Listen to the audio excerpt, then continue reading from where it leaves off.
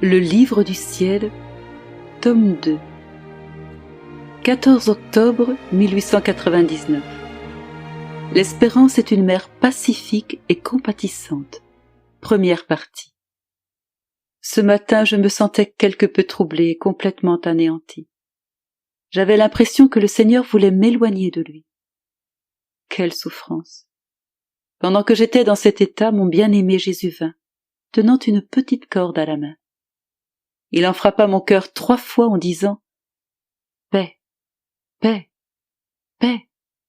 Ne sais-tu pas que le royaume de l'espérance est un royaume de paix et que la justice est son éthique? Quand tu vois ma justice s'armer contre les gens, entre dans le royaume de l'espérance et t'emparant de ses plus puissantes prérogatives, monte vers mon trône et fais tout ce que tu peux pour désarmer mon bras.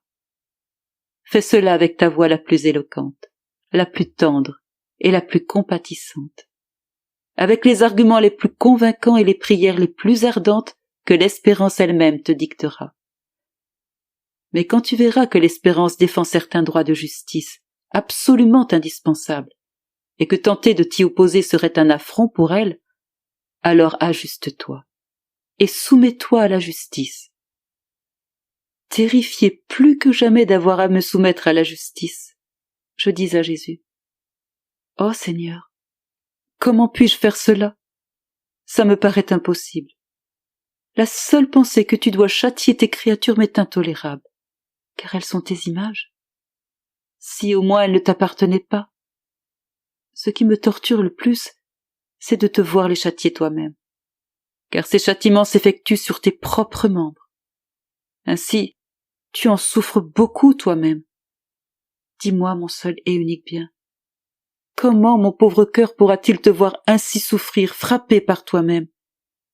Si les créatures te font souffrir, ce ne sont que des créatures, et de ce fait, c'est un peu plus tolérable. Mais quand tes souffrances proviennent de toi-même, je trouve cela trop difficile, et je ne peux le prendre. Par conséquent, je ne peux me conformer, ni me soumettre. Rempli de pitié et très touché par mes paroles, Jésus prit un air affligé et bienveillant, et il me dit, « Ma fille, tu as raison de dire que je serai frappé dans mes propres membres. En t'écoutant parler, je me sens rempli de compassion et de miséricorde, et mon cœur déborde de tendresse. Mais crois-moi, les châtiments sont nécessaires. Et si tu ne veux pas que je frappe un peu les créatures maintenant, plus tard tu me verras les frapper beaucoup plus fortement, car elles vont m'offenser encore plus. N'en seras-tu pas alors beaucoup plus affligé? Par conséquent, conforme-toi, sans quoi tu m'obligeras à ne plus rien te dire pour ne pas te voir souffrir, et tu me priveras de la consolation de converser avec toi. Oh oui, tu me réduiras au silence, sans personne à qui confier mes souffrances. » Quelle amertume j'ai ressentie en entendant ces paroles. Voulant me distraire de mon affliction, Jésus poursuivit son exposé sur l'espérance en me disant « Ma fille, ne sois pas troublée. L'espérance est paix. Et comme je demeure parfaitement en paix lorsque j'exerce ma justice, tu dois aussi demeurer en paix, en te plongeant dans l'espérance. L'âme remplie d'espérance qui s'attriste et se trouble ressemble à une personne qui, malgré qu'elle soit riche à millions et qu'elle soit reine de plusieurs royaumes, se lamente sans cesse en disant « De quoi vais-je vivre? De quoi vais-je me vêtir? Oh, je meurs de faim. Je suis si malheureuse. Je deviens de plus en plus pauvre et misérable, et je vais en mourir. » Supposons de plus que cette personne passe ses journées dans la malpropreté, plongée dans la plus profonde mélancolie, et qu'en voyant ses trésors et parcourant ses propriétés, elle s'afflige davantage en pensant à sa mort prochaine. Supposons encore que si elle voit de la nourriture, elle refuse de la prendre et que si quelqu'un tente de la convaincre que ce n'est pas possible qu'elle tombe dans la misère, elle ne se laisse pas convaincre et elle continue de se lamenter et de s'apitoyer sur son triste sort. Que diraient les gens à son sujet? Sûrement qu'elle a perdu la raison.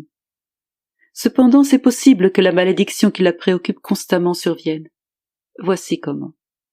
Dans sa folie, elle pourrait quitter ses royaumes, abandonner toutes ses richesses et aller dans des pays étrangers, au milieu de peuples barbares où personne ne daignerait lui donner un morceau de pain. Voilà comment sa fantaisie deviendrait réalité.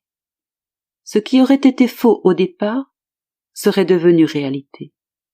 Mais où situer la cause de cette situation lamentable? Nulle part ailleurs que dans la volonté tortueuse et obstinée de cette personne.